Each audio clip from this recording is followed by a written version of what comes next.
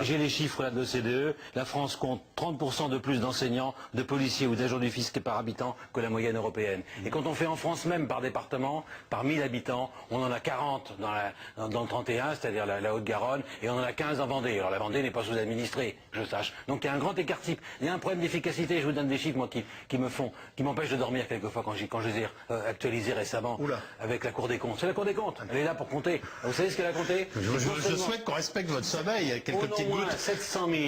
700 000 fonctionnaires territoriaux en plus, dont un tiers dû à transfert de compétences. Mais les 2 tiers, c'est pour faire ce que raconte Zoé Shepard dans son livre. C'est-à-dire que moins ils travaillent, moins et plus ils sont absents. L'absentéisme s'est passé entre 2001 et 2010 de 17 jours à 22 jours par an, donc avec les 10 semaines de congés payés avec les RTT, vous savez, 5 semaines plus 5 RTT et plus les 22 jours, faites le calcul, il y en a qui posent leur jour de travail autour de leur jour de congé. Voilà la réalité du pays. Et il y a même des endroits où ça se voit même pas quand ils sont absents puisqu'ils n'ont rien à faire. Je pense à la ville de Montpellier, il y a 26 jours d'absentéisme.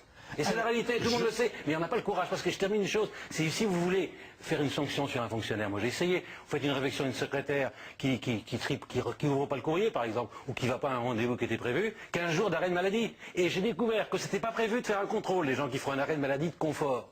Donc il y a vraiment un problème de management et un petit peu de sanctions positives et négatives. Donnez plus à ceux qui font du travail, qui font bien, il y en a, et moins à ceux qui... voilà.